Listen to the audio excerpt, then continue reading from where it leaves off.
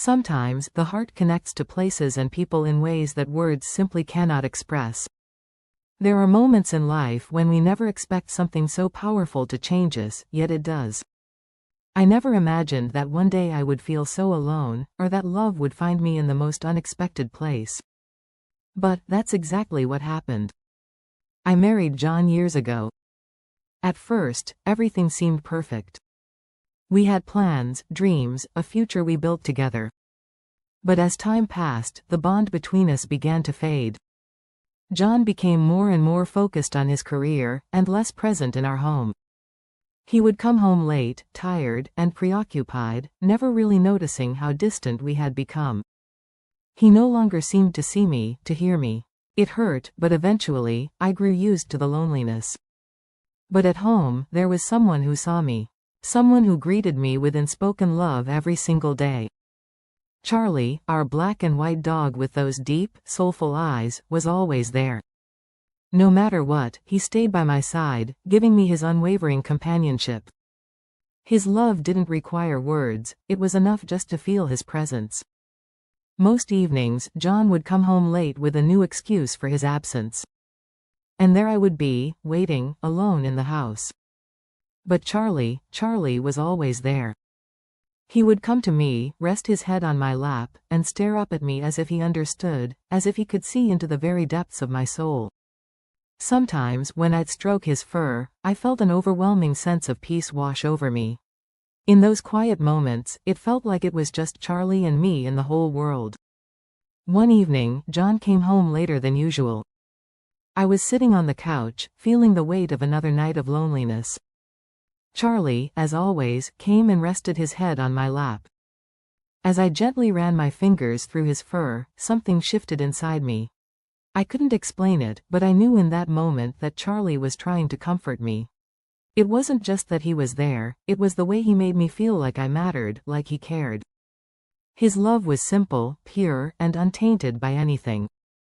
It was exactly what I needed. In the days that followed, I found myself looking forward to the moments I spent with Charlie.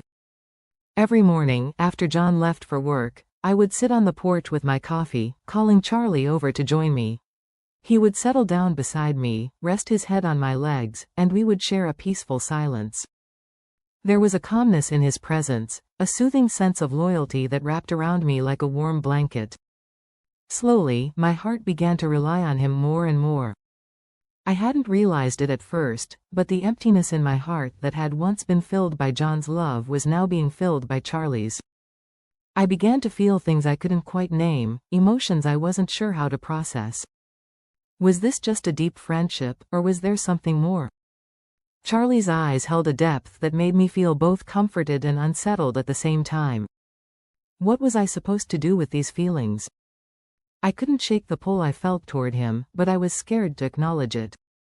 One afternoon, while I sat outside on the porch, the flood of emotions finally broke free. Tears began to fall, and for the first time in a long time, I allowed myself to feel the full weight of the loneliness and pain I had been carrying. Charlie, as always, was there. He nudged his head against my shoulder, making soft whimpering sounds that seemed to say, "I'm here, it's okay." I held him closer, feeling a deep connection between us. In that quiet moment, I realized something. Charlie wasn't just a dog. He was my confidant, my support.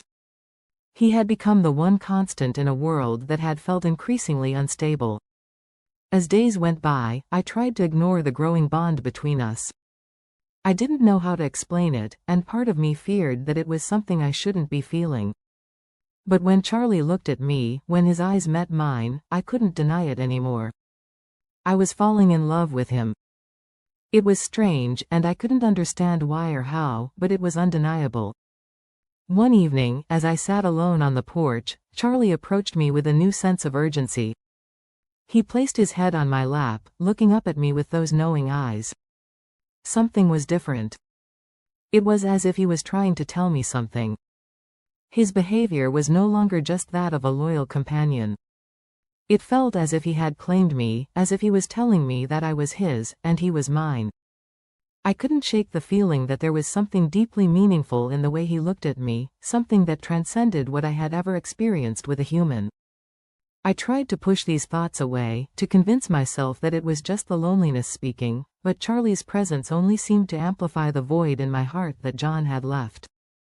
I no longer wanted the cold distance of my marriage. I wanted the warmth, the purity, the loyalty that Charlie offered without hesitation. Then, one evening, John came home early.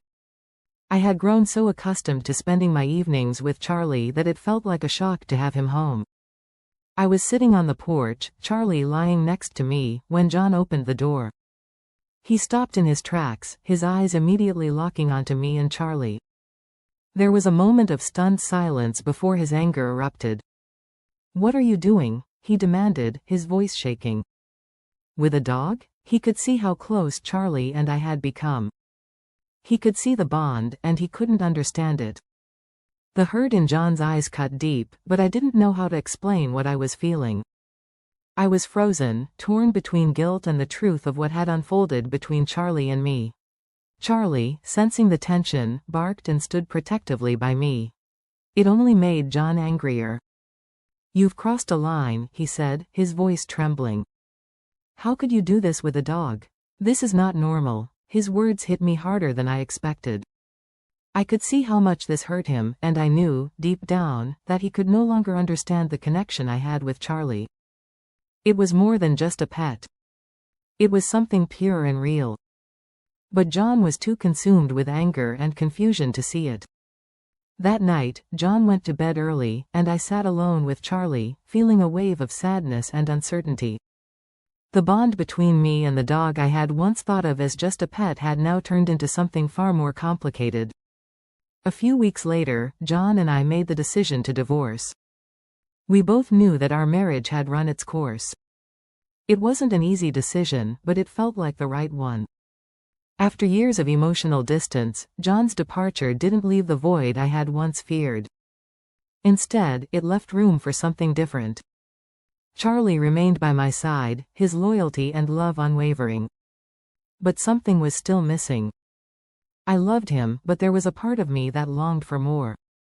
So, I decided to adopt another dog. I brought home a golden retriever named Daisy, and Charlie instantly took to her. They were fast friends, and Daisy's energy brought a new light into our home. With both Charlie and Daisy by my side, I no longer felt alone. Each walk with them brought me joy. Each moment with them reminded me of the love that existed in this world, even when it wasn't the kind I had expected. I had found something greater than I ever thought possible, a love so pure and unwavering that it filled all the empty spaces in my heart. In the evenings, as we all sat together, I realized that I had found peace. The love I shared with Charlie and Daisy was more than I could have ever asked for. And in that love, I found a sense of completeness I had once thought impossible. I was no longer alone.